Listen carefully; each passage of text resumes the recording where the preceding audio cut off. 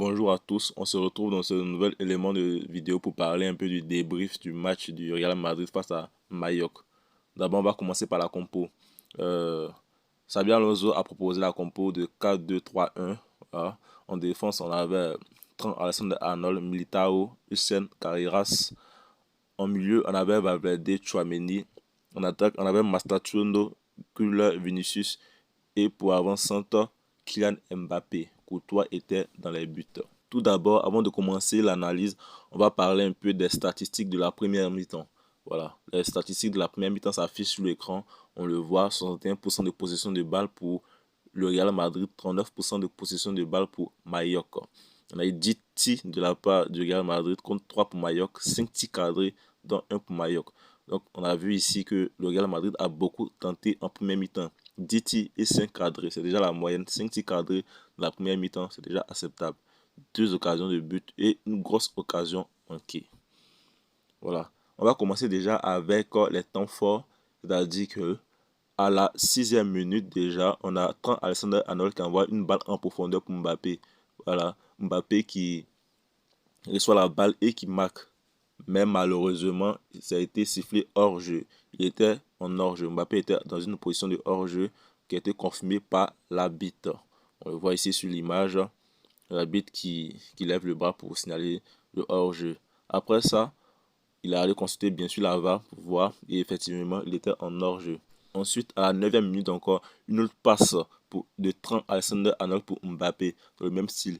Mais encore une fois, Mbappé était en hors-jeu. On a vu ici que Trent Alexander-Arnold a balancé beaucoup de ballons en profondeur pour Mbappé, mais malheureusement, Mbappé était en hors-jeu. C'était une bonne idée, mais il faut étudier un peu le style de hors-jeu proposé par Mallorca. Parce que si ce n'était pas un hors-jeu là, ça faisait déjà un grand nombre de buts. Parce que Mbappé était vraiment clinique aujourd'hui devant les buts. À la 18e minute, on a eu un corner de Mallorca. Mallorca qui centre un corner. Voilà, qui centre un corner comme on le voit ici. Tchouaméni qui était devant. Mais l'attaquant Mallorca, je ne sais pas si c'est un attaquant bien un défenseur, il quitte derrière et vient têter la balle devant Tchouaméni. Bon, c'est un peu compréhensible parce que le gars il est vraiment grand. Tchouaméni qui est un peu court. Donc le gars il vient, il dépasse Tchouaméni. Il envoie une tête. Une tête vraiment bizarre. Une tête de l'arrêt de la tête, comme je vais dire ça. Une tête vraiment bizarre. Bon, c'est pas le plus beau but de la saison en Liga, mais ça vaut l'honneur d'être un but. C'est que est sûr, que ce soit vilain ou joli, le but a été marqué, ça a été accordé, c'est l'essentiel. Donc il a marqué de la tête par derrière la tête, comme vous pouvez le voir sur l'image. Ensuite, à la 36e minute, on a vu une réponse du Real Madrid, un centre de, je pense bien c'est Carreras, non? Carreras, qui fait un centre pour Hussein, Hussein qui tête, c'est-à-dire que quand ils ont centré là, il a remis de la tête pour Adra qui était seul devant les buts et qui a marqué sans problème. Il n'y avait personne dans les buts et c'est normal qu'il marque. Voilà. Et c'est ainsi que s'est fait l'égalisation du Real Madrid. Quelques minutes plus tard, soit une minute plus tard, on a eu une récupération. Bon, j'ai aimé le pressing du Real Madrid ici. Ils ont fait un pressing à deux pour recevoir, pour récupérer la balle. Un pressing de Carreras et Valverde. Ils ont récupéré la balle, puis ils ont servi Vinicius Junior. Voilà, une contre-attaque qui a été lancée. Vous savez, Vinicius Junior. Vinicius Junior qui fait un crochet pour, pour éliminer en partie le défenseur, frappe croisée du pied gauche et but. Un très beau but. Mbappé, plutôt Vinicius qui était vraiment en forme aujourd'hui, il a marqué un très beau but. J'ai vraiment apprécié son but là. Du pied gauche, hein, dans le petit filet. Un très beau but. J'ai l'impression que c'était un gaucher qui a tiré. J'ai l'impression que c'est Lionel Messi qui tire le tir. Non, c'est Vinicius Junior. Donc déjà, 42e minute, déjà 2 buts à 1. On a vu qu'il y avait une inversion du score. C'est-à-dire, Mallorca menait et en une fraction de seconde net, le score a été renversé par le Real Madrid. À la 42e minute, on a eu cet énorme raté de Mbappé. Bon, ce raté-là n'est pas trop volontaire en tant que tel parce que Adragula a tiré un tir qui a été dévié par le défenseur qui arrive par surprise dans les mains de Mbappé, dans les pieds de Mbappé. Mbappé qui n'arrive pas à cadrer parce qu'il était surpris. En tant qu'un attaquant, tu dois être toujours préparé à ce genre de situation. Mais on ne peut pas l'en vouloir aussi parce que c'est pas facile de marquer ce genre de but. Donc déjà, à la mi-temps, on avait déjà 2 buts à 1. Maintenant, avant de passer à la deuxième mi-temps, on va voir les statistiques de la deuxième mi-temps. À la deuxième mi-temps, les, les possessions de balles étaient un peu similaires parce que on a eu 54% de possession de balles pour le Real Madrid contre 46% de possession de balles pour Mallorca. Donc on a vu que Mallorca a essayé de rattraper la possession. On a eu 7 tirs pour le Real Madrid, 6 tirs pour Mallorca, 2 dans les 7 tirs du Real Madrid là, 2 tirs ont été cadrés, alors que pour Mallorca, dans les 6 tirs, 4 tirs ont été cadrés. Donc on voit ici que Mallorca voulait vraiment recoller au score. Ils ont voulu vraiment cette égalisation, mais hélas, ça n'a pas eu lieu. Donc, dès le retour des vestiaires, on a eu un tac de Tchouaméni qui a récupéré la balle, voilà, et le ballon est arrivé dans les pieds de Arda Güler par la suite. Arda Güler qui a servi Mbappé. Ben, Mbappé était en orge, bien vrai qu'il a marqué. Voilà, Mbappé était vraiment clinique devant les buts aujourd'hui. Il a lobé le gardien, s'est marqué, mais malheureusement, il était en orge. Vous pouvez bien le voir sur l'action. La bite Pem qui lève le bras pour signaler cette position d'orge là. On a aussi de belles choses. Voilà, Mbappé qui a fait une passe pour Master Trueno qui a reçu la balle, qui a éliminé le joueur d'un crochet, qui tire la balle, qui a buté sur un défenseur. Le ballon revient dans les bras d'Adra Güler. Oui, dans les bras d'Adra Güler, parce que le ballon a d'abord limé le bras d'Adra Güler avant qu'il ne marque. Parce que Adra Güler a marqué, mais avant ça, le ballon a limé sa main. Et par la suite, même, la bite est partie consulter la VAR et il savait que c'était une faute de main.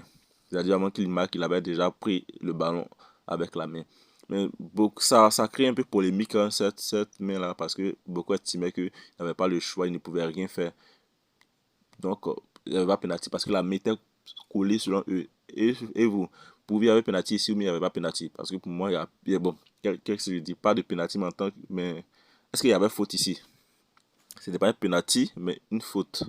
Voilà. Donc, pour moi, il n'y avait pas. Bon, pour moi, il y avait faute. Voilà, parce qu'il a manié, il a manié le ballon, donc il y a faute. Les règles, c'est les règles, hein. Peut-être qu'il y a une autre règle qui dit que quand le bras est collé, c'est pas. Mais en tout cas, moi, ce que je sais, c'est qu'il y a faute ici. Maintenant, à la 60e minute, il y a une scène qui m'a vraiment traumatisé. C'est-à-dire que il y avait 4 joueurs du Real Madrid autour du joueur de Mallorca. Ils l'ont laissé passer. C'est-à-dire que où vous le voyez à quelques minutes après, regardez ici, où il se retrouve. Il se retrouve ici. C'est-à-dire qu'il n'y avait personne pour pouvoir l'intercepter. Mais heureusement que quand il sert le joueur de Mallorca, il n'arrive pas à cadrer. Sinon, putain, c'était un but vraiment incroyable. C'est-à-dire qu'il est là et puis il rentre comme ça dans la défense, personne pour l'intercepter. C'était vraiment étonnant, hein. Ensuite, à la 65e minute, un énorme sauvetage de Kairas qui était tout droit digne d'un film d'action. Mais c'est incroyable ce sauvetage-là. Ce sauvetage-là, ça doit être vraiment encadré. On doit faire un poster pour le musée du Real Madrid parce que c'était vraiment un sauvetage hyper incroyable. Parce que la balle venait tellement en force, j'arrive pas à toujours croire qu'il a pu sauver ce ballon-là. Parce que même si on dit, regardez ici sur l'image même, tellement la frappe était forte, le ballon est un peu flouté. Un tir vraiment surpuissant qui se fait arrêter. Je suis sûr que le joueur de Mallorca lui-même était étonné, surpris de cet arrêt-là. Donc, pour moi, vraiment, Kairas était vraiment un grand joueur aujourd'hui. Il a vraiment montré que il est l'un des piliers de la défense actuellement, même s'il ne joue pas assez. Mais aujourd'hui, il a vraiment prouvé qu'il mérite d'être titulaire au poste de défense. En tout cas, Mendy et comment il s'appelle là, Mendy et Rudiger ont du travail à faire parce que le petit, il est là, il est venu pour assurer sa place de titulaire. Vraiment un sauvetage. Donc à présent, on va parler un peu des différents joueurs, des différents comportements des joueurs. Mbappé, bon, je pense qu'il est un peu trop égoïste, hein, voilà. Mbappé, déjà, ils ont donné, hein, les coups francs, les pénaltys, tout et tout. Mais je pense que actuellement Mbappé commence à devenir au-dessus du club, hein, parce qu'on sait que Real Madrid, c'est un grand club. Et puis laisser Mbappé imposer sa dictature là, moi, bon, je suis pas trop à l'aise avec Mbappé qui tire les coups francs. Mbappé, on sait qui est vraiment pas trop fort en coup franc, mais qui on le laisse tirer. Or, il y a Rodrigo, il y a Valverde qui sont là pour tirer les coups francs, mais on laisse Mbappé tirer les coups francs. Pour moi, je suis pas trop content de ça. C'est une décision qui me plaît pas trop. Voilà, Mbappé qui tire les coups francs, qui tire les penalties, qui tire les corners, qui fait les touches. En fait, il fait tout. Même s'il veut garder, c'est lui qui garde. Même les dégagements du gardien, c'est Mbappé. Bon, il faut revoir ça. Moi, je ne suis pas trop à l'aise avec. Ensuite, il y a Kairas. Kairas qui a vraiment bien joué aujourd'hui. Voilà. Il a prouvé de belles choses. Il a sauvé le ballon de l'égalisation des Mayoc. Vraiment, ça, on doit vraiment. Ça mérite un titre de meilleur joueur même de ce match parce que ce sauvetage a permis d'avoir des 3 points pour le Real Madrid. Sans ça, c'était un point pour le Real Madrid. Kairas aujourd'hui qui a bien joué, qui a montré de belles choses, qui a foncé, qui a bien défendu. Il était parfait pour moi, il est irréprochable. Voilà. Et aussi Vinicius Junior qui est vraiment un grand joueur. Aujourd'hui, là encore, il a prouvé. Voilà. Il a été vraiment meilleur. Comme le match précédent. Et je pense qu'il a eu quelques belles notes dans certains sites officiels. Il a vraiment bien joué. Vinicius qui était en forme aujourd'hui. J'aimais bien son jeu. Même si souvent, bon, il ratait. Mais je pense que Mbappé, il est un peu trop égoïste, comme on le dit, entre griffes. Il a soif de but. Il ne met pas la victoire de l'équipe en avant, comme le font certains joueurs, comme Harry Kane. Harry Kane, on a vu qu'il défendait, qu'il faisait des passes, tout ça. Mais Mbappé, lui, veut plus marquer. C'est-à-dire que le fait de marquer l'a tellement hanté qu'il n'arrive même plus à penser au but. C'est-à-dire que lui, s'il marque que l'équipe perd, lui, ça lui va parce que il préfère marquer que de gagner en fait. Si on dit, bon, Mbappé choisit entre tu gagnes un match et tu ne marques pas, ou tu marques et vous perdez.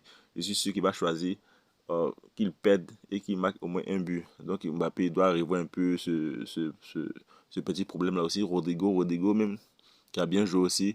Rodrigo qui était un peu fâché même contre Mbappé, si je ne me trompe pas trop. Il y